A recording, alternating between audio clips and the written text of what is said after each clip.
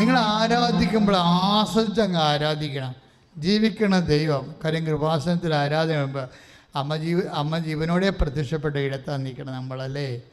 കർത്താവ് ഇതുപോലെ അന്നും ഈശോ സാന്നിധ്യം നൽകുന്ന സമയത്താണ് അമ്മ പ്രത്യക്ഷപ്പെട്ടത്. അതിൻ്റെ ഭാഗമായിട്ട് നമുക്ക് കിട്ടിയ ആനുകൂല്യമാണ് ഉടമ്പടി പ്രാർത്ഥന എന്ന് പറയുന്നത്. പിന്നെ ഉടമ്പടി പറഞ്ഞു വരുമ്പോഴേ അമ്മ അതിൻ്റെ ഓരോ ദിവസവും പുതിയ കാര്യങ്ങളാണ് പറയണത്. ഇപ്പം എന്താ പറയണത്? അമ്മ ഉടമ്പടി ചെയ്തിട്ടാണ് നമുക്ക് ഈശോനെ കിട്ടിയെന്ന് അമ്മ പറഞ്ഞത്. അമ്മ മംഗളവാർത്ത സമയത്ത് ഉടമ്പടിയുടെ കണ്ടെന്ന് നമുക്കറിയാമല്ലോ. ഉടമ്പടിയിൽ എപ്പോഴും നിബന്ധന ഉണ്ടാവും, പിന്നെ എന്താണ്, നിയോഗം ഉണ്ടാവും, വാഗ്ദാനം ഉണ്ടാവും. അത് നിറവേറ്റാൻ വേണ്ടിയുള്ള നമ്മളുടെ പ്രതിജ്ഞ ഉണ്ടാവും. ഇതാണ് ഉടമ്പടിയിലുള്ളത്. ഇത് നമ്മൾ നടത്തുന്നത് മരിയൻ ഉടമ്പടിയാണ്. അമ്മ ചെയ്ത ഉടമ്പടിയാണ് ചെയ്യുന്നത്. അമ്മ ചെയ്ത ഉടമ്പടി പ്രകാരമാണ് നമുക്ക് ഈശോനെ കിട്ടിയത്. അപ്പോൾ ഉടമ്പടിയുടെ കൃപാസനം ഉടമ്പടിയുടെ അൾട്ടിമേറ്റ് എയിം എന്ന് പറയുന്നത് എന്താണ്? ഈശോ തന്നെയാണ്. ഉടമ്പടി എടുക്കുമ്പോൾ എന്നാ കിട്ടണം? ജോലി കിട്ടും, വീട് കിട്ടും, വിവാഹം കിട്ടും അല്ലേ. പക്ഷേ ബേസിക്കായിട്ട് എന്നാ കിട്ടണത്? ക്രിസ്തുവിനെ കിട്ടണത്. അടുത്ത പോയിൻറ്റ്, നിങ്ങളിനി പറയരുത് ഞങ്ങൾക്ക് ബ്ലെസ്സിങ് കിട്ടിയെന്ന് പറയരുത്, ഫിസിക്കൽ ഫേവേഴ്സ് കിട്ടിയെന്ന് പറയരുത്. നിങ്ങൾക്ക് ഒരു ജോലി കിട്ടുമ്പോൾ നിങ്ങൾ പറയണം ഞങ്ങൾക്ക് ക്രിസ്തുവിനെ കിട്ടിയെന്ന്. നിങ്ങളുടെ സ്ഥലം വിറ്റ് മാറുമ്പോൾ നിങ്ങൾ പറയണം ഞങ്ങൾക്ക് ക്രിസ്തുവിനെ കിട്ടിയെന്ന്. എന്താ കാര്യം എന്നറിയാവോ? ക്രിസ്തുവിനെ കിട്ടണതാണ് ഉടമ്പടിയുടെ ലക്ഷ്യം. അമ്മ ഉടമ്പടി ചെയ്തപ്പോഴാണ് അമ്മയുടെ ഉദരത്തിൽ വചനം മാംസമായത്. അടുത്ത പോയിന്റ് ഇല്ലേ? അമ്മ പിതാവായ ദൈവത്തോട് ഉടമ്പടി ചെയ്തു. അമ്മ എന്താ പറഞ്ഞത്? അങ്ങ് പറഞ്ഞതുപോലെ ഞാൻ ജീവിച്ചുകൊള്ളാമെന്ന് പറഞ്ഞു. അങ്ങയുടെ വചനം അനുസരിച്ച് കൊണ്ട് ലൂക്ക 1:38 അമ്മയുടെ ഉടമ്പടി വചനം. ഇതാ കർത്താവിൻ്റെ ദാസി. ഒന്ന് പറഞ്ഞേ, ഇതാ കർത്താവിൻ്റെ ദാസി, അങ്ങ് പറഞ്ഞതുപോലെ എന്നിൽ നിറവേറട്ടെ. അപ്പോഴ് അത് അമ്മ ഉടമ്പടിയിലൂടെ ഉടമ്പടി വചനമാണിത്. അത് പുറപ്പാടിൻ്റെ പുസ്തകത്തിലൊക്കെ ഉണ്ടത്. പുറപ്പാട് 14:6 ഉണ്ട്. കർത്താവ് കൽപ്പിച്ചതെല്ലാം ഞങ്ങൾ ചെയ്തോളാമെന്ന് പറയണം. പുറപ്പാട് 19:4 അത് തന്നെയാണ് ഉടമ്പടിയിലുള്ളത്. അമ്മ പറഞ്ഞത് അതാണ്. എന്താ പറയണത്? ഇതാ കർത്താവിൻ്റെ ദാസി, അങ്ങ് പറഞ്ഞതുപോലെ എന്നെ. അത് ഉടമ്പടി വചനമാണ്. പുറപ്പാടിൻ്റെ പുസ്തകം 19:4 ദൈവജനം ഉടമ്പടി ചെയ്തപ്പോൾ ദൈവത്തിന് കൊടുത്ത വാഗ്ദാനമാണത്. എന്താണ്? കർത്താവേ, പിതാവായ ദൈവമേ, അങ്ങ് പറഞ്ഞതുപോലെ ഞങ്ങൾ ജീവിച്ചുകൊള്ളാവുന്ന. അത് തന്നെയാണ് ഉടമ്പടി വചനം. അതാണ് അമ്മ പറയണത്. ലൂക്ക 1:38 എന്താ പറയണത്? ഇതാ കർത്താവിൻ്റെ ദാസി, പറഞ്ഞേ, അങ്ങ് പറഞ്ഞതുപോലെ എന്നിൽ നിറവേറട്ടെ. കർത്താവിൻ്റെ വചനം അനുസരിച്ച് കൊണ്ട് ഞാൻ ജീവിച്ചോളാം. അതാണ് ഉടമ്പടിയുടെ വചനം. ഉടമ്പടിയുടെ മർമ്മവചനം അതാണ്. എന്താണ്? കർത്താവിൻ്റെ വചനം അനുസരിച്ച് കൊണ്ട് ഞങ്ങൾ ജീവിച്ചുകൊള്ളാം. അത് മാതാവിൻ്റെ സാക്ഷിയായി നിർത്തിക്കൊണ്ട് മാതാവിൻ്റെ മധ്യസ്ഥ ചെയ്യുന്ന ഉടമ്പടിയാണ് മരിയൻ ഉടമ്പടി. പ്രീഡിയാവും. അത് മാതാവിൻ്റെ മധ്യസ്ഥയിലാണ് ചെയ്യണത്. എന്താ കാര്യം വെച്ച് കഴിഞ്ഞാൽ മാതാവിൻ്റെ മധ്യസ്ഥയ്ക്കുള്ള ഒരു പ്രശ്നം, ഇത് പ്രതിരോധിക്കാൻ പറ്റത്തില്ല. കാര്യം അമ്മയുടെ കപ്പാസിറ്റിയാണ് എൻ്റെ പ്രധാനപ്പെട്ട കാരണം. അമ്മ ഒരു കാര്യം പറഞ്ഞാൽ അവർക്ക് വീഞ്ഞില്ല എന്ന് പറയുമ്പോൾ സ്വാഭാവികമായി മെറിറ്റില്ലാത്തൊരു കാര്യമാണത്. എന്താണ് കാര്യം? ഈശോ പറയുന്നുണ്ട്, ഇത് എനിക്കും നിനക്കും എന്താണ്, എൻ്റെ സമയം ഇനി സമാഗതമായിട്ടില്ലല്ലോ. ലൂക്ക 2 യോഹന്നാൻ 2:3 പറയും അല്ലേ, 2:4. അപ്പോൾ സ്വാഭാവികം നടക്കാൻ സാധ്യതയില്ല. ഒരു പക്ഷേ ദൈവപൈതൽ നീ ഉടമ്പടി വെച്ചിരിക്കുന്ന കാര്യങ്ങൾ സ്വാഭാവികമായി നടക്കാൻ സാധ്യതയില്ലാത്ത കാര്യമാണ്. സ്വാഭാവികമായി നടക്കാൻ കാര്യമില്ലാത്ത കാര്യമാണ്. പക്ഷെ അമ്മ അതിൻ്റെ മധ്യസ്ഥം വഹിച്ചാൽ അത് നടക്കും. ഇപ്പം ചിലരോട് പറയത്തില്ല, എൻ്റെ റാങ്ക് 144 144 പേര് അപ്പോയിൻ്റ് ചെയ്താൽ മാത്രമേ എന്നെ അപ്പോയിൻ്റ് ചെയ്യത്തുള്ളൂ. പക്ഷെ 144 സീറ്റില്ല, 144 വേക്കൻസി ഇല്ല എന്ന് പറഞ്ഞിട്ട് അവർ മാതാവ് വേക്കൻസി ഉണ്ടായിട്ട് അവർ അഡ്മിറ്റ് ചെയ്യും കൊണ്ടുപോയി. അയ്യോ, അത് കണ്ടാൽ നമുക്ക് അരഞ്ഞു പോകും. എന്ന് ചില ഉടമ്പടിയിൽ അത് പാലിക്കും. നിങ്ങൾ ഉടമ്പടിയോട് അപ്പം ഞാൻ നിങ്ങൾക്ക് വ്യാമോഹം നൽകുകയല്ല, ഞാൻ ഇവിടുത്തെ സാക്ഷ്യങ്ങൾ എക്സ്പ്ലെയിൻ ചെയ്യണതാണ്.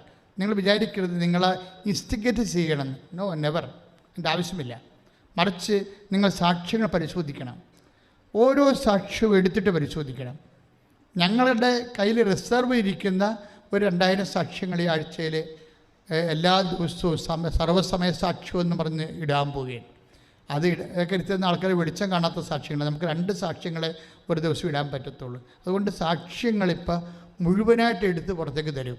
എന്താ കാര്യം എന്ന് വെച്ച് കഴിഞ്ഞാൽ, ഉടമ്പടി എന്ന് പറയുമ്പോൾ ദൈവം വാക്ക് പാലിക്കുന്ന പ്രാർത്ഥനയാണ്. പക്ഷെ നമ്മൾ തിരിച്ചെന്താ ചെയ്യേണ്ടത്? ആ ദൈവത്തോട് വിശ്വസ്തത പുലർത്തണം. ഉടമ്പടി ഫെയ്ത്തിൽ വർക്ക് ചെയ്യത്തില്ല. ഫെയ്ത്തിൽ മാത്രം വിശ്വാസത്തെ മാത്രം വർക്ക് ചെയ്യണ പ്രാർത്ഥനയല്ല, വിശ്വസ്തതയിലാണത് വർക്ക് ചെയ്യണത്. കാരണം ഉടമ്പടിയല്ലേ, എഗ്രിമെൻ്റ് അല്ലേ. അപ്പം നമുക്കെന്താ വേണ്ടത്? വിശ്വസ്തതയാണ് വേണ്ടത്. അമ്മ ഈ വിശ്വസ്തത അവസാനം വരെ കീപ്പ് ചെയ്യും. ഇപ്പം നമ്മൾ 19:25 ഇതാ കർത്താവിൻ്റെ ദാസി, നിൻ്റെ വചനം പോലെ എന്നിൽ നിറവേറട്ടെ എന്ന് പറഞ്ഞില്ലേ, അമ്മ പറഞ്ഞില്ലേ? അതല്ല, അങ്ങനെ പറഞ്ഞല്ലേ അമ്മ ഉടമ്പടി എടുക്കുന്നത് കുറിച്ച് അല്ലേ? മംഗളവാർത്ത സമയത്ത് ലുക്ക 1:38 ഇതാ കർത്താവിൻ്റെ ദാസി, അങ്ങ് പറഞ്ഞതുപോലെ എന്നിൽ നിറവേറട്ടെ, ഞാൻ അതനുസരിച്ച് ചെയ്തോളാം. അങ്ങ് പറഞ്ഞ കാര്യം അതനുസരിച്ച് നിറവേറ്റിക്കൊള്ളാമെന്നാണ് അമ്മ ദൈവത്തോട്, പിതാവായ ദൈവത്തിന് വാക്ക് കൊടുക്കുന്നത്. ഈ വാക്ക് അമ്മ അവസാനം വരെ പാലിക്കും. കുരിശിൻ്റെ ചുവട് വരെ ബോധം കെട്ട് വീഴാതെ നിൽക്കും അവിടെ. അമ്മ കരഞ്ഞെന്നൊക്കെ ആൾക്കാർ ചുമ്മാ കലാകാരന്മാരുണ്ടാക്കിയ ആയിട്ടുള്ള ചിത്രങ്ങളും പടങ്ങളൊക്കെയാണ്, വ്യാകുല മാതാവൊക്കെ കാര്യങ്ങളൊക്കെ. പക്ഷെ അമ്മ കരയത്തിൽ നിങ്ങൾക്കറിയാമല്ലോ, അവർ ബോധം കെട്ടും വീഴത്തില്ല. അവരങ്ങ് സ്റ്റേണായിട്ട് നിൽക്കാൻ കണ്ടില്ലേ? അത് യോഹന്നാനാണ് പറയണത് 19:25. യോഹന്നാൻ്റെ സുവിശേഷം 19:25 എന്താ പറയണത്? യേശുവിൻ്റെ അമ്മ കുരിശിൻ്റെ അരികെ നിന്നിരുന്ന്. മറ്റു ചെടുത്തിമാർ നിന്ന കാര്യം നമുക്ക് പ്രശ്നമില്ല. കാര്യം അമ്മയില്ലെങ്കിൽ അവർ ഓടിക്കളഞ്ഞേനെ. അമ്മ നിന്ന് ആ ഉറപ്പിൽ നിന്നാണ് മറ്റേ കക്ഷികളല്ല. അമ്മ കുരിശിൻ്റെ ചുവട്ടിൽ നിന്നതിൻ്റെ ഉറപ്പിലാണ് മറ്റു കക്ഷികളെല്ലാം നിൽക്കുന്നത്. കുസായുടെ ഭാര്യ മറിയം, മറ്റേ മറിയം, മർദ്ദല മറിയം എന്നൊക്കെ പറഞ്ഞ് കുറേ മറിയം സഭ അവിടെ നിൽക്കണില്ലേ? അത് അമ്മയുടെ ഉറപ്പിൽ നിൽക്കുക. അമ്മ എങ്ങാനും ഇല്ലെങ്കിൽ അവർ ഓട്ടോറിക്ഷ അവിടെ അപ്പത്തേന് പോയേനോ. കാര്യം അമ്മ നിൽക്കുകയാണെങ്കിൽ നമുക്ക് നിൽക്കാൻ പറ്റും. അമ്മ നിൽക്കുകയാണെങ്കിൽ നമുക്ക് നിൽക്കാൻ പറ്റും. കാര്യം മേരി നിൽക്കുകയും ചെയ്യും, നമ്മളെ നിർത്തുകയും ചെയ്യും. കൈയിടിച്ച് കർത്താൻ സുടലില്ലേ? ആരാധന.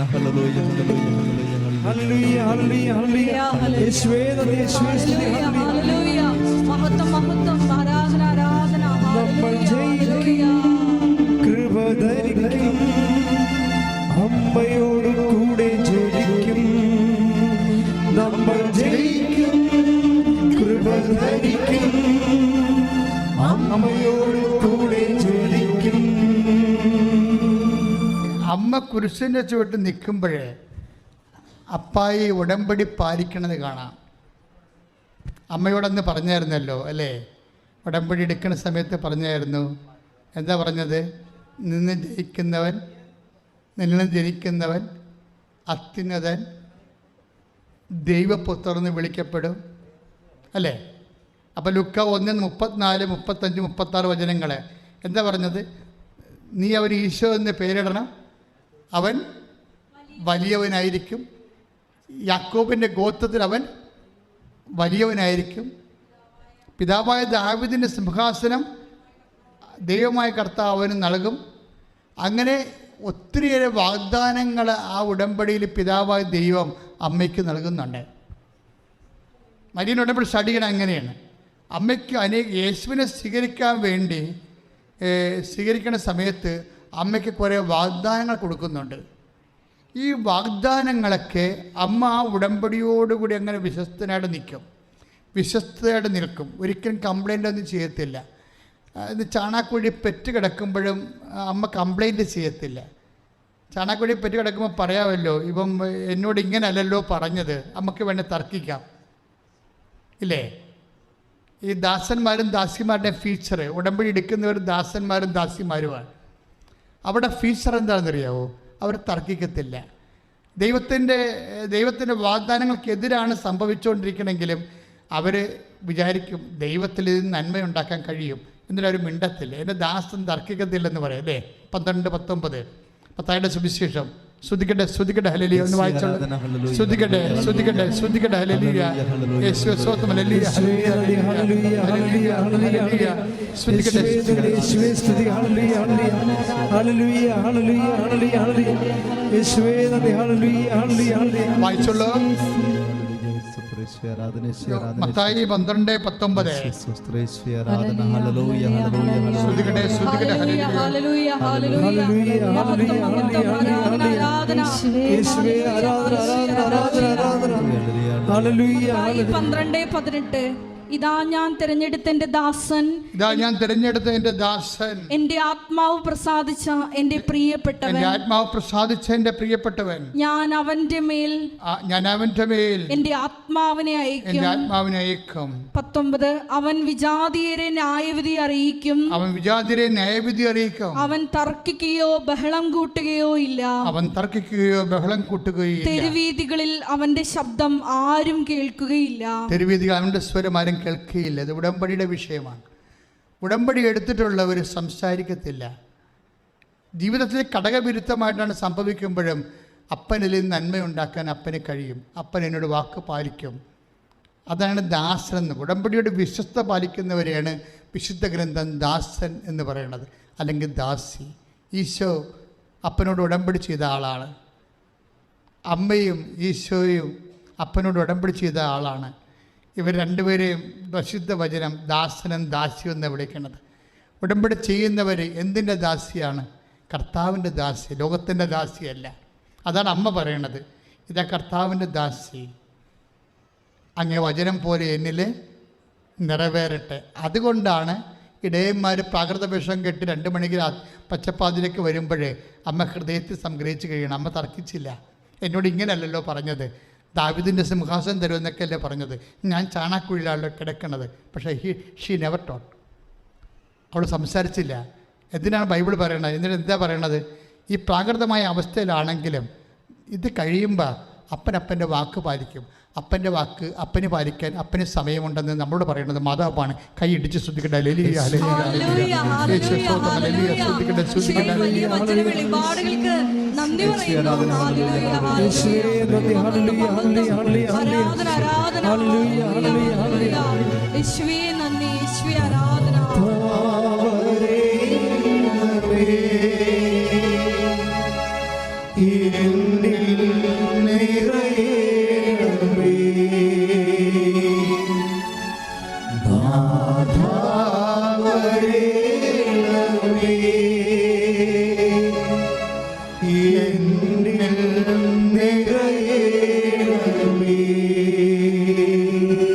പരിശുദ്ധ പരമദിവ്യകാരുണ്യത്തിന് നേരവും ആരാധനയും. അപ്പോഴേ ഇൻബിറ്റ്വീൻ, ഉടമ്പടി കാലത്ത് ഇൻബിറ്റ്വീൻ നിങ്ങളുടെ ജീവിതത്തിൽ എന്തെങ്കിലും ഒരു കാര്യങ്ങൾ നിങ്ങളുടെ ഒരു പ്രതീക്ഷയ്ക്ക് എതിരെ സംഭവിച്ച നിങ്ങൾ അമ്മയെപ്പോലെ ഹൃദയത്തിൽ സംഗ്രഹിക്കണം. തർക്കം ഉണ്ടാക്കരുത്, ബഹളം ഉണ്ടാക്കരുത്. അത് അപ്പോൾ അവിടെ ഉടമ്പടി ബ്രേക്ക് ആവും. നിൻ്റെ കർത്താവ് ഇത് പൂർത്തിയാക്കും. ചിലർ ഡോക്ടർ പറയും. ഇപ്പം ഇന്നലെ ഒരു സാക്ഷി ഇവിടെ ഉണ്ടായിരുന്നു. അപ്പോൾ ഒരു കുഞ്ഞിനെ കൊണ്ടുവന്ന് അമ്മ സാക്ഷ്യം പറയുകയാണ്. അപ്പോൾ ഇതിന് ഡൗൺ സിൻഡ്രോമാണ്. 4-ാം മാസം തൊട്ട് സ്കാനിങ്ങിൽ ഡൗൺ സിൻഡ്രം വരാൻ തുടങ്ങി. അപ്പോൾ എല്ലാവർക്കും കരച്ചിലായി. പക്ഷേ ഈ അമ്മ മാത്രം കരയത്തില്ല. വീട്ടിലെല്ലാവർക്കും ഒരു കുഞ്ഞിനെ കിട്ടാതിരുന്ന് കിട്ടുകയാണ്. കുറച്ച് നാളായിട്ട് അവർക്ക് കുഞ്ഞുങ്ങളില്ലായിരിക്കുമായിരുന്നു. ഉടമ്പടി എടുത്തപ്പോൾ കുഞ്ഞിനെ കിട്ടി. പക്ഷേ അതിന് സ്കാൻ ചെയ്തപ്പോൾ ഡൗൺ സിൻഡ്രോം ആയിപ്പോയി. ഡോക്ടർ പറഞ്ഞു ഇതിന് എടുത്തു കളയാൻ, അല്ലെങ്കിൽ നിങ്ങൾക്ക് കുരിശായിട്ട് വരുമെന്ന് പറയും. 4-ാം മാസം മുതൽ ഡൗൺ സിൻഡ്രോമാണ്. 5-ാം മാസം ഡൗൺ സിൻഡ്രോമാണ്. എടുത്തു കളയാൻ 5 മാസം കഴിഞ്ഞാൽ പിന്നെ എടുത്തു കളയാനുള്ള റിസ്ക്കാണ് സംഭവം. ഒക്കെ ഈ സ്ത്രീ പറയണ ഒരു കാര്യമുണ്ട്. എന്താണ്? ഇത് ഉടമ്പടിയുടെ കുഞ്ഞാണ്, അമ്മ തന്നതാണ്. ഡൗൺ സിൻഡ്രോം ആണെങ്കിൽ അത് അമ്മയുടെ ഇഷ്ടമാണ്, ഞാൻ വളർത്തു വന്നത്. ഇതാ കർത്താവിൻ്റെ ദാസി. ഇതിന് ചോദിച്ചുകൊണ്ട് ഞാൻ നടക്കണതാണ് ദൈവത്തിൻ്റെ ഇഷ്ടമെങ്കിൽ ഐ വിൽ ഡു ഇറ്റ്. പക്ഷേ എന്താ, വിശ്വാസം ഇൻവെസ്റ്റ് ചെയ്ത് കഴിഞ്ഞപ്പോൾ ദൈവം ആ ഉടമ്പടി അക്സെപ്റ്റ് ചെയ്ത് അടിപൊളി കുഞ്ഞ്, ഒരു കുഴപ്പമില്ല. അതാണ് വിഷയം. കാര്യം ശാസ്ത്രത്തെ ഇങ്ങനെ തിരുത്തണ കാണാം ഉടമ്പടി. അതെന്താണ്? വ്യക്തികളുടെ ഇൻവെസ്റ്റ്മെൻറ്റാണ്. എന്ത് ഇൻവെസ്റ്റ്മെൻറ്റാണ്? വിശ്വാസത്തിൻ്റെ നിക്ഷേപം. അമ്മ അപ്പനുമായി ഉടമ്പടി എടുക്കുന്ന കാലത്താണ് അപ്പന് അമ്മയ്ക്കൊരു വാഗ്ദാനം കൊടുക്കും. എന്താണ് കൊടുക്കുന്നത്? അവൻ്റെ രാജ്യത്തിന് അവസാനം ഉണ്ടാവുകയില്ല. അതാണ് വാഗ്ദാനം. നിത്യതയുടെ വാഗ്ദാനം ആദ്യമായിട്ട് അപ്പം കൊടുക്കുന്നത് അമ്മയുടെ കയ്യിലാണ്. ഈ ഭൂമിയിൽ ഈശോ നമുക്ക് നൽകിയ ഏറ്റവും വലിയ സമ്മാനം എന്താണ്? നിത്യസമ്മാനമാണ്. അമ്മ നിത്യതയെ നമ്മൾ വിളിക്കണത് എന്തെന്നാണ്? നിത്യസമ്മാനം. ഇതാ ഞാൻ വരുന്നു, എൻ്റെ സമ്മാനം കൊണ്ട് വരുന്നു, അല്ലേ? ഇപ്പം വെളിപാടിൻ്റെ പുസ്തകം 21 ഒക്കെ പറയണത് എന്താ? 22. ഇതാ ഞാൻ വരുന്നു, എൻ്റെ സമ്മാനവും കൊണ്ടുവരുന്നു. എന്താണ്? നിത്യത. നിത്യകാലം കർത്താവിൻ്റെ കൂടെ ജീവിച്ചിരിക്കാനുള്ള ഏറ്റവും വലിയ സമ്മാനമാണ് ക്രിസ്തു നമുക്ക് നൽകുന്ന അൾട്ടിമേറ്റ് പ്രൈസ്, ആത്യന്തികമായ സമ്മാനം. ഈ ആത്യന്തികമായ സമ്മാനത്തിനെക്കുറിച്ച് ദൈവത്തിൻ്റെ ആദ്യത്തെ പ്രവചനം പിതാവ് ഉടമ്പടി എടുത്തപ്പോൾ അമ്മയോട് പറഞ്ഞതാണ്. ലുക്ക 1:33.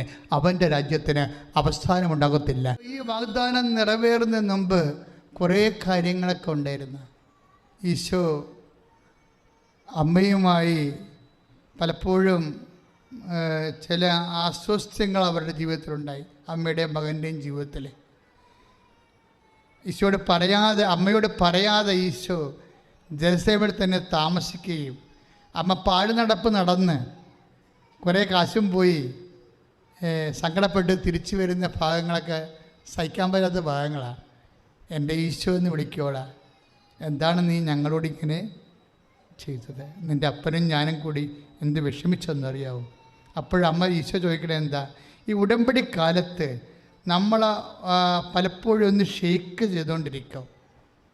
കർത്താവ് ഈ ഷെയ്ക്ക് ചെയ്യുമ്പോഴൊക്കെ പത്രോസിൻ്റെ ഒരു വചനമാണ് എനിക്ക് മനസ്സിൽ നിങ്ങൾക്ക് തരാനുള്ളത്. എന്താണ്? നിങ്ങളുടെ വിളിയും തിരഞ്ഞെടുപ്പ് ഉറപ്പിക്കുന്നതിൽ ഉത്സുകരാകണം. വിളിയും തിരഞ്ഞെടുപ്പും ഉറപ്പിക്കാനുള്ളതാണ്. അപ്പം ഇടയ്ക്കിടയ്ക്ക് അത് കുലുക്കി ദൈവം ഉറപ്പിക്കും. 2 പത്രോസ് 1:10. ആകയാൽ സഹോദരങ്ങളെ പറഞ്ഞേ, ആകയാൽ സഹോദരരെ നിങ്ങളുടെ വിളിയും തിരഞ്ഞെടുപ്പും ഉറപ്പിക്കുന്നതിൽ കൂടുതൽ ഉത്സാഹമുള്ളവരായിരിക്കുവേ. അങ്ങനെ ചെയ്താൽ വീണു പോവില്ല. ഉടമ്പടി കാലം എന്ന് പറയുമ്പോൾ അത് വിശുദ്ധ പത്രോസിലൂടെ നൽകുന്നതാണ്. കർത്താവിൻ്റെ സന്ദേശം 2 പത്രോസ് 1:10. വിളി എന്താണ്? വിശ്വാസത്തിലേക്കുള്ള വിളിയാണ്, അല്ലേ? നിങ്ങൾ പലതരത്തിലുള്ള ആൾക്കാരുണ്ട് ഇവിടെ. ക്രിസ്ത്യൻസ് ഉണ്ട്, നോൺ ക്രിസ്ത്യൻസ് ഉണ്ട്. പക്ഷേ when we pray to Jesus and we are in Jesus. അപ്പോഴെന്താ സംഭവിക്കണം അതിൻ്റെ അകത്ത്? അതായത് ഈ വിശ്വാസത്തിൻ്റെ വിളി, പിന്നെ എന്താണ്? നിങ്ങളുടെ തിരഞ്ഞെടുപ്പ്. ഈ വിശ്വാസം എപ്പോഴും വർദ്ധിപ്പിക്കുന്നത് ഒരു തിരഞ്ഞെടുപ്പിലൂടെയാണ്. ഞാൻ തിരഞ്ഞെടുത്തത് എന്താണ്? വൈദിക വൃത്തിയാണല്ലേ. നിങ്ങൾ തിരഞ്ഞെടുത്ത കുടുംബജീവിതമാണല്ലേ. ഇത് തിരഞ്ഞെടുപ്പാണ്. അതിൽ മക്കളുണ്ടാകും, ഭർത്താവ് ഉണ്ടാകും, ഭാര്യ ഉണ്ടാകും. അവർ പല കയ്യാങ്കളി കാണിക്കുകയും ചെയ്യും, ഇല്ലേ? ഇതൊക്കെ ഇതിനകത്ത് ഈ വിളിയിലുള്ളതാണ്. അതുകൊണ്ട് പത്രോസ് എന്താ പറയണത്? മക്കളെ, വിളിയാണിത്. നിങ്ങൾ വിശ്വാസത്തിൻ്റെ വിളിയിൽ തിരഞ്ഞെടുത്തതാണ് കുടുംബജീവിതം. അതിൽ മക്കളുണ്ടാകും, ഭാര്യ ഉണ്ടാകും, ഭർത്താവ് ഉണ്ടാകും. അവർ പല അഭ്യാസങ്ങളും കാണിച്ചെന്ന് വരും. അപ്പം നിങ്ങൾ വീണ് പോകരുത്. എന്താ കാര്യം? ഉത്സാഹം. ആ വാക്കെഴുതിയിട്ടുണ്ട്. ഉടമ്പടിയിൽ ഇത് ബാധകമാണ്. എന്താ? ആകയാൽ സഹോദരങ്ങളെ നിങ്ങളുടെ വിളിയും തിരഞ്ഞെടുപ്പ് ഉറപ്പിക്കുന്നതിൽ കൂടുതൽ ഉത്സാഹം ഉണ്ടാകണം. ഇതിൽ വരുന്ന ഉത്സാഹമാണ് ഇതിൻ്റെ മെയിൻ സംഭവം. ഉത്സാഹം എന്ന് പറയുന്നത് എന്താണ്? എന്തൂസിയാസം. എന്തൂസിയാസം എന്ന് പറയുന്നത് എന്താണ്? എൻതേയോസ് എന്നുവെച്ചാൽ അത് ഗ്രീക്കാ, ഇംഗ്ലീഷുകാരുടെ എടുത്തതാണ്. എൻതേയോസ് മീൻസ് ദൈവം. ദൈവം എല്ലാത്തിലും ദൈവത്തെ കക്ഷി ചേർക്കണതാണ് എന്തൂസിയാസം എന്ന് പറയുന്നത്. അല്ലാതെ പെഗടിക്കണ എന്തൂസിയാസം അല്ല ഇത്. എന്തൂസിയാസം എന്നുള്ള വാക്ക് ഇന്ന് ആൾക്കാർ സെക്ഷലായിട്ടുള്ള തൈബിന് വരെ ഉപയോഗിക്കുന്നുണ്ട്. പക്ഷേ ആ വാക്ക് ആദ്യം ഉണ്ടാക്കിയിരിക്കുന്നത് എന്തിനാണ്? ഇപ്പം ഗുഡ് ബൈ എന്ന് പറഞ്ഞാൽ എന്താ അർത്ഥം? നമ്മൾ പിരിയുന്നെന്ന് എൻ്റെ അർത്ഥം അല്ല. ദൈവം ഗോഡ് ബി വിത്ത് യു, ദൈവം നിങ്ങളുടെ കൂടെ എന്ന എൻ്റെ അർത്ഥം. ബൈബിളാണ്. ഇതെല്ലാം ഒരു മനുഷ്യൻ വിശ്വാസം ജീവിച്ചൊരു മനുഷ്യർ ഉണ്ടാക്കിയെടുത്ത ടെർമിനോളജികളാണിത്. അതിനെല്ലാം ആ അർത്ഥം ഇന്ന് പുതിയ തലമുറയ്ക്ക് വിശ്വാസം നഷ്ടപ്പെട്ടപ്പോൾ വേറെ കാര്യങ്ങൾക്ക് അത് ഉപയോഗിക്കാൻ തുടങ്ങിയെന്ന് മാത്രമേ ഉള്ളൂ. പക്ഷേ ഒരു കാര്യം സത്യമാണ്, ഉത്സാഹം എപ്പോഴും ഉത്സാഹം തന്നെയാണ്. നിങ്ങൾ ഇന്ന് കാണിക്കുന്ന ഉത്സാഹം അവസാനം വരെ കാണിച്ചില്ലെങ്കിൽ വെളിപാടിൻ്റെ പുസ്തകത്തിലെ ക്വസ്റ്റ്യൻ വരുന്നുണ്ട്.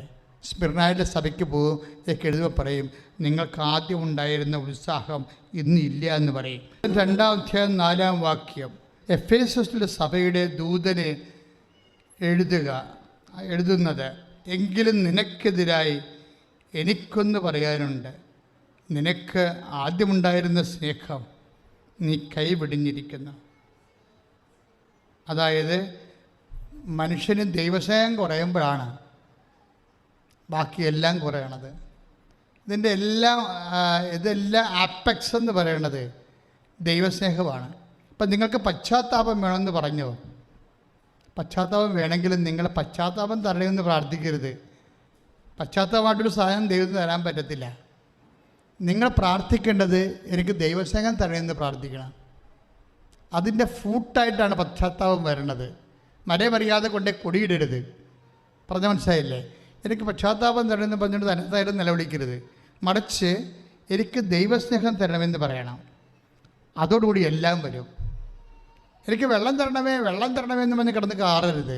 മറിച്ച് ആദ്യം കറണ്ട് തരാൻ പ്രാർത്ഥിക്കണം. അപ്പം കറണ്ട് വെള്ളവും കിട്ടും, മോട്ടർ ഓണാകും, അതുപോലെ തന്നെ ഫാനും ഓണാകും, ലൈറ്റും ഓണാകും.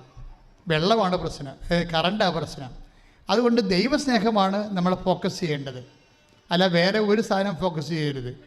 എല്ലാ അനുഗ്രഹത്തിൻ്റെയും സോഴ്സ് എന്ന് പറയുന്നത് ദൈവസ്നേഹമാണ്. പ്രാർത്ഥിക്കുക, കർത്താവേ ഉടമ്പടി എടുക്കുന്നതോടുകൂടി സഭയ്ക്ക് എഴുതിയിരിക്കുന്ന പോലെ ഞങ്ങളുടെ സ്നേഹത്താൽ ഞങ്ങളെ ഉത്സാഹമുള്ള ഭരിതരാക്കണമേ. ദൈവസ്നേഹത്താൽ ഞങ്ങളെ ഉത്സാഹഭരിതരാക്കണമേ. ശ്രദ്ധിക്കട്ടെ. ഹല്ലേലൂയ, ഹല്ലേലൂയ,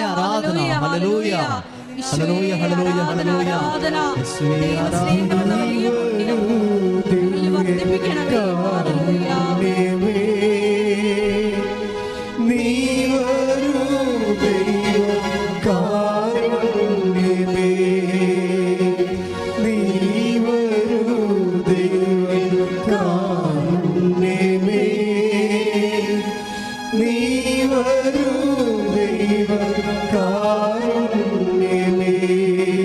ഉടമ്പടി പ്രകാരമാണ് വിശ്വസ്തത പാലിച്ചുകൊണ്ട് ഇതാ കർത്താവിൻ്റെ ദാസി എന്ന് ലൂക്ക 1:38 പറഞ്ഞതിന് വാക്ക് പാലിച്ചുകൊണ്ട് ആ ഉടമ്പടി അപ്പനോട് പറഞ്ഞ ഉടമ്പടി പാലിച്ചുകൊണ്ടാണ് അമ്മ യോഹന്നാന്റെ സുവിശേഷം 19:25 കുരിശിൻ്റെ ചുവട്ടിൽ നിൽക്കണത്, ആ ജോലി പൂർത്തിയാക്കിക്കൊണ്ട്.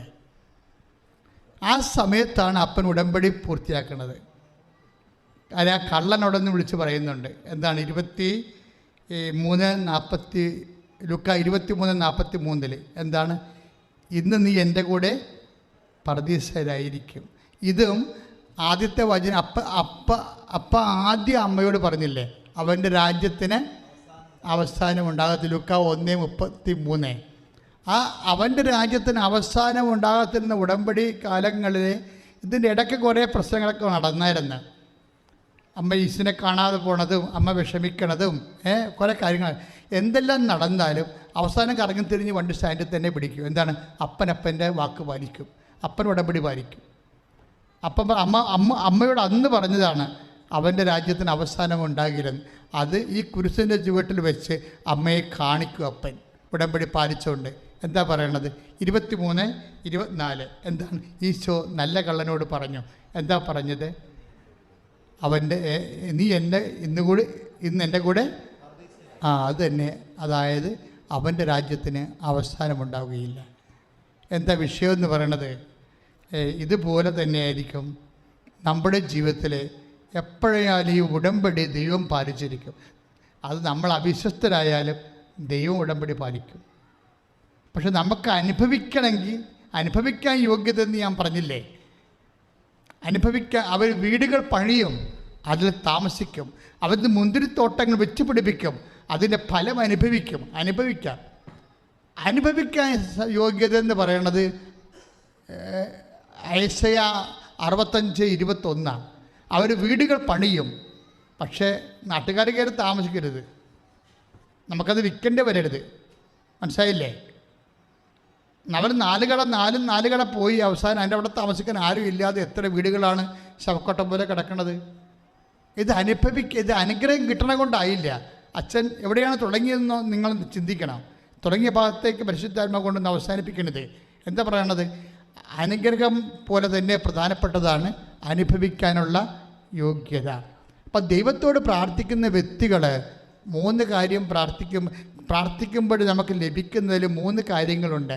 ഒന്ന് അനുഗ്രഹം, രണ്ടാമത് അനുഭവിക്കാനുള്ള യോഗ്യത, മൂന്നാമത് ദൈവം പെൻഡിങ്ങിൽ വിത്തുകളുടെ വെച്ചിരിക്കുന്ന നിങ്ങളുടെ അപേക്ഷകളുടെ മേൽ അഭിഷേകം.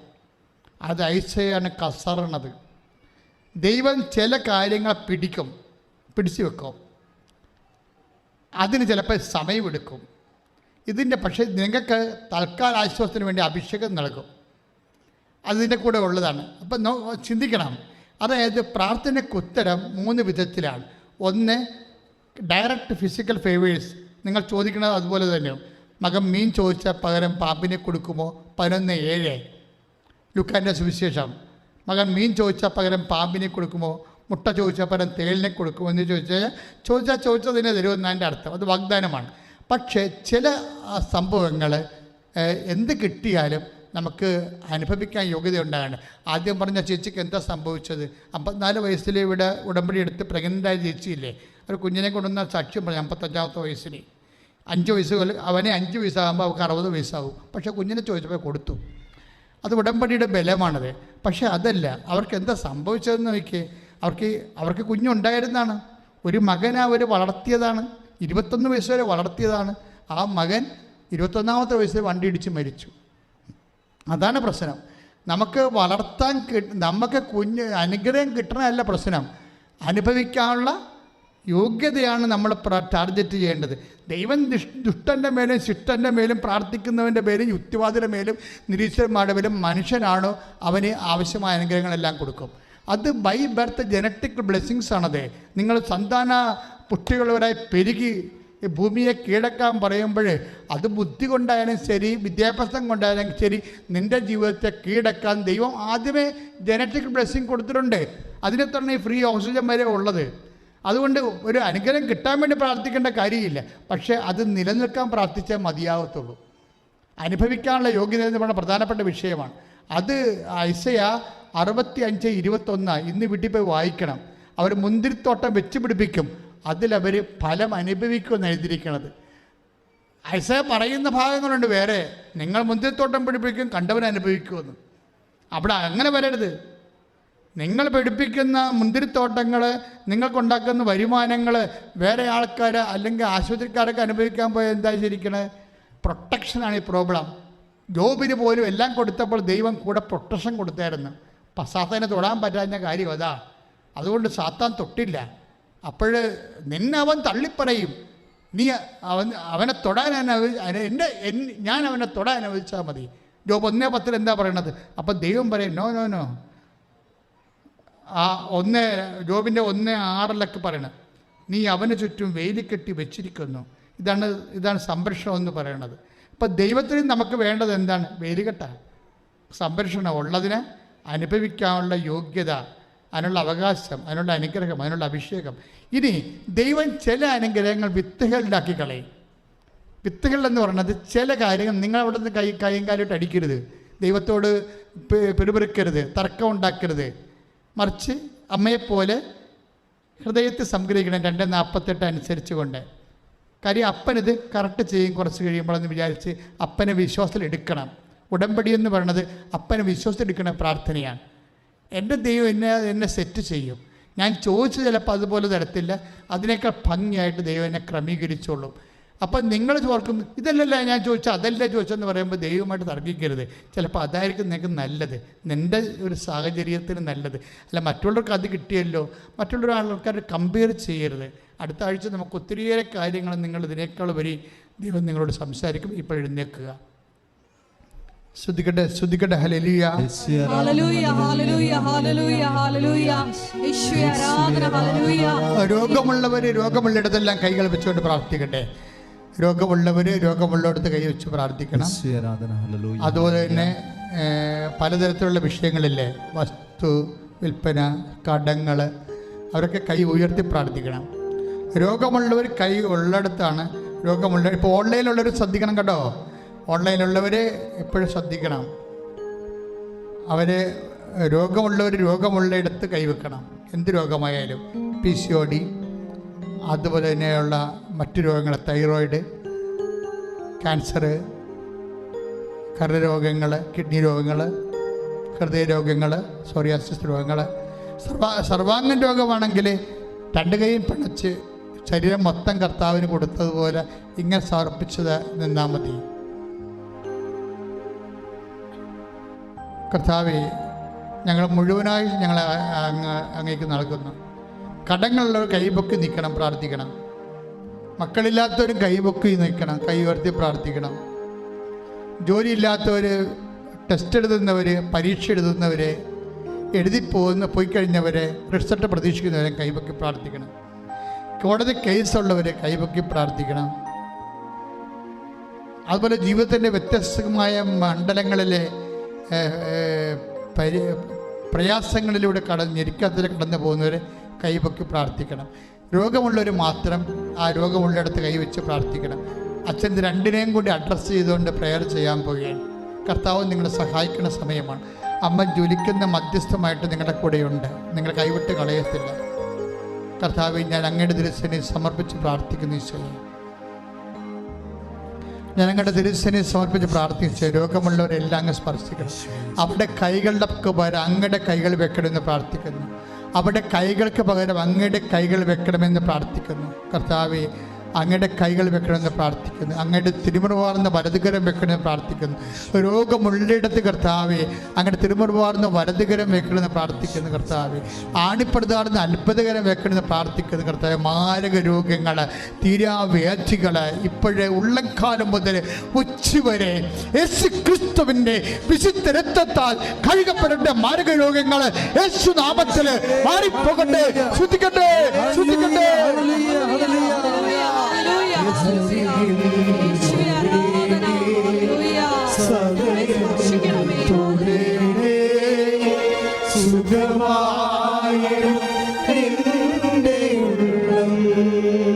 അരികിൽ വരണമേ,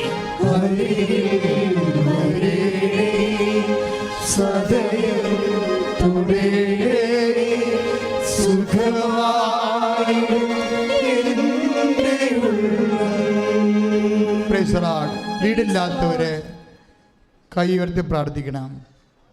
വീടില്ലാത്തവരെ, സ്ഥലമില്ലാത്തവർ, വാടകയ്ക്ക് താമസിക്കുന്നവർ, ഒറ്റയ്ക്ക് താമസിക്കുന്നവർ, വരുമാന മാർഗമില്ലാത്തവർ, വരുമാന മാർഗം നിന്ന് പോയവർ, കടകൾ, കമ്പോളങ്ങൾ നിന്ന് പോയവർ, ഏജൻസികൾ നിന്ന് പോയവർ, കമ്മീഷൻ ജോലികൾ നിന്ന് പോയവർ, എന്തൊക്കെയാണ് നിങ്ങൾക്ക് നഷ്ടപ്പെട്ടത്, വരുമാനമായി നഷ്ടപ്പെട്ടവർ, അവർ കൈ ഉയർത്തിക്കൊണ്ട് പ്രാർത്ഥിക്കണം. ബാങ്കിൽ അടക്കാനുള്ളവർ, ജപ്തി അവിടെ വന്നിരിക്കുന്നവർ, നിങ്ങൾ ലോൺ എടുക്കാൻ വേണ്ടി പരിശ്രമിച്ചിട്ട് അത് നടക്കാത്തവരൊക്കെ കൈ ഉയർത്തിയാണ് പ്രാർത്ഥിക്കേണ്ടത്. ഇപ്പോഴേ കോടതി കേസുള്ളവർ, മറ്റുള്ളവരുടെ കേസ് കൊടുത്തിരിക്കുന്നവർ, നിങ്ങൾ കൊടുത്തിരിക്കുന്ന കേസിന് സമാധാനം കിട്ടാത്തവർ കൈ ഉയർത്തി പ്രാർത്ഥിക്കണം. മക്കളെ ഓർത്ത് വേദനിക്കുന്നവർ, അവിടെ തെറ്റായ പ്രണയബന്ധങ്ങൾ അകപ്പെട്ടിരിക്കുന്നവർ, മക്കളില്ലാത്തവർ കൈ ഉയർത്തി പ്രാർത്ഥിക്കണം. മക്കളുടെ കല്യാണം ഒക്കാത്തവർ കൈ ഉയർത്തി പ്രാർത്ഥിക്കണം. അതുപോലെ തന്നെ സ്ഥലമില്ലാത്തവർ, വഴിയില്ലാത്തവർ, വെളിച്ചം കിട്ടാത്തവർ, പല തർക്കങ്ങളിലും എല്ലാം തർക്കപ്പുരയിടങ്ങളിൽ താമസിക്കുന്നവർ, എപ്പോഴും അതിനുള്ള വേലി പോലും കെട്ടാൻ പറ്റാത്തവർ, ഭാഗവിടപടി നടക്കാത്തവർ, വീട് മാറി താമസിക്കാൻ പറ്റാത്തവർ, വീട് വെക്കാൻ പറ്റാതെ ഉറഞ്ഞു കിടക്കുന്നവർ, ഇവിടുന്ന് ഒന്നും കിട്ടാൻ നിർവാഹമില്ലാത്തവർ കൈ ഉയർത്തിക്കൊണ്ട് പ്രാർത്ഥിക്കണം. മക്കളെ ഓർത്ത് വിഷമിക്കുന്നവർ, മക്കളുടെ വിദ്യാഭ്യാസം, മക്കളുടെ ജോലി, വിദേശ ജോലിക്ക് വേണ്ടി ശ്രമിക്കുന്നവർ, വിസാര ഇൻ്റർവ്യൂവിന് വേണ്ടി വിളിക്കപ്പെട്ടിരിക്കുന്നവർ, പ്രൊഫഷണൽ എക്സാമിന് വേണ്ടി ശ്രമിക്കുന്നവർ, മത്സര പരീക്ഷകൾ, യോഗ്യതാ പരീക്ഷകൾ, എല്ലാവരും കൈയുയർത്തി പ്രാർത്ഥിക്കട്ടെ. കൃപാസന അൾത്താരെ ജീവനോടെ ഇരിക്കുന്ന പരിശുദ്ധ കുർബാനയുടെ അടിയിൽ പ്രത്യക്ഷപ്പെട്ട ഈശോയുടെ മുന്നേ പരിശുദ്ധ അമ്മയുടെ മധ്യത്തിൽ ഞാൻ നിന്ന് പ്രാർത്ഥിക്കുമ്പോൾ, അമ്മേ, ലോകമേ, ഇപ്പോഴേ കർത്താവിൻ്റെ നാമം മഹത്വപ്പെടാൻ ഇടയാക്കണമേ.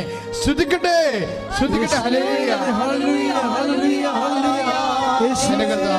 ഉന്നതമായ നാമത്തിൽ ഹല്ലേലൂയ. ഹല്ലേലൂയ ഹല്ലേലൂയ ഹല്ലേലൂയ ഹല്ലേലൂയ എൻ്റെ കർത്താവിന്റെ ഉന്നതമായ നാമത്തിൽ ഹല്ലേലൂയ. മഹത്വം, മഹത്വം. എല്ലാ ജീവിത ദുരിതങ്ങളും തടസ്സങ്ങളും ഹല്ലേലൂയ ഹല്ലേലൂയ എല്ലാ ജീവിത ദുരിതങ്ങളും തടസ്സങ്ങളും യേശുവേ ആരാധന ആരാധന ആരാധന യേശുവിന്റെ നാമത്തിൽ മാറ്റി ഹല്ലേലൂയ ഹല്ലേലൂയ ഹല്ലേലൂയ ശ്രദ്ധിക്കട്ടെ യേശുവേ ഹല്ലേലൂയ ഹല്ലേലൂയ ഹല്ലേലൂയ ഹല്ലേലൂയ കർത്താവേ, നിന്റെ വിശുദ്ധ രക്തം അവസാന രോഗികള്, കരുണ രോഗികള്, ജീവിത ദുരിതങ്ങള്, ഈശോ, ദേശത്തിന് വേണ്ടി ജോലിക്ക് വേണ്ടി പോകാൻ ശ്രമിക്കുന്നവര്, ജോലി നഷ്ടപ്പെട്ടവര്, പ്രമോഷൻ തടയപ്പെട്ടവര്, കർത്താവേ, എല്ലാവരെയും സമയത്ത് പ്രാർത്ഥിക്കുന്നു. വിവാഹമോചനത്തിന് വേണ്ടി വേദനത്തിന് അവസ്ഥയിൽ വേദനിക്കുന്നവരെ എല്ലാവരെയും കർത്താവേ, നീ പരിശുദ്ധാമ്മയുടെ മധ്യസ്ഥത്തില് ഈശോയ്ക്ക് സമർപ്പിക്കുന്നു. Hallelujah, hallelujah.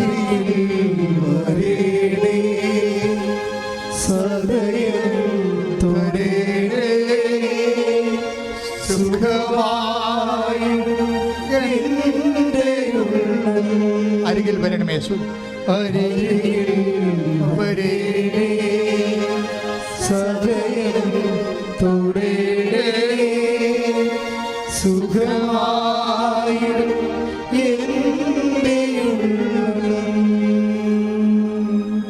സമാപന ആശീർവാദത്തിന് സമയമാണ്. ഒരു നിമിഷം മൗനമായിട്ട് മക്കൾ ആരാധനയ്ക്ക് വന്ന കാര്യങ്ങൾ, ഉടമ്പടി ചെയ്യാൻ പോകുന്ന കാര്യങ്ങൾ, ചെയ്ത കാര്യങ്ങളൊക്കെ മൗനമായിട്ട് ആരാധനയ്ക്ക് മൗനമായി സമർപ്പിക്കുക. അതിൻ്റെ മേലാണ് ആശീർവാദം കിട്ടാൻ പോണത്.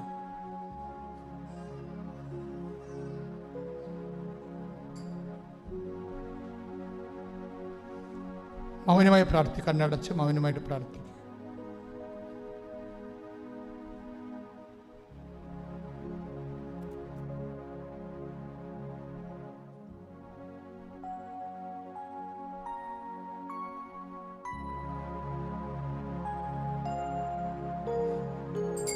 ശിരസ്സ് നമിച്ച് ഈശോയുടെ ആശീർവാദം സ്വീകരിക്കാം.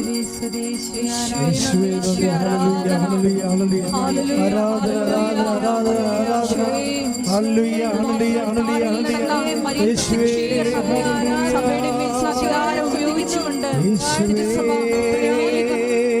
പഠിക്കുവാനുള്ള വലിയ സഭയ്ക്ക് വേണ്ടി ആരാധന വിട്ടുവെച്ചിരിക്കുന്ന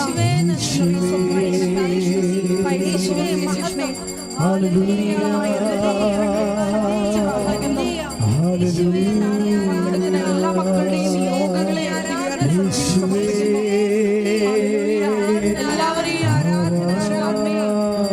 സാക്ഷികളായി ഉയർത്തണമേ. ഹല്ലേലൂയ. പരിശുദ്ധ പരമ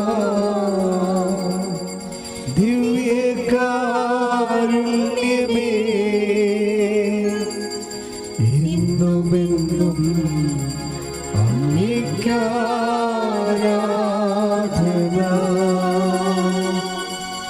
പരിശുദ്ധ പരമ ദിവ്യകാരുണ്യമേ,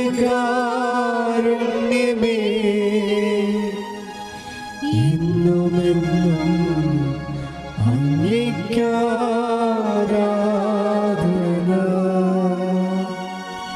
പരിശുദ്ധ പരമ ദിവ്യകാരുണ്യമേ,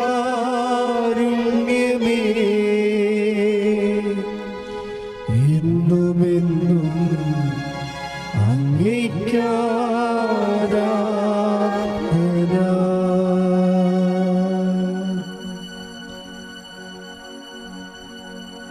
ആവേ ആവേ ആവേ മരിയ,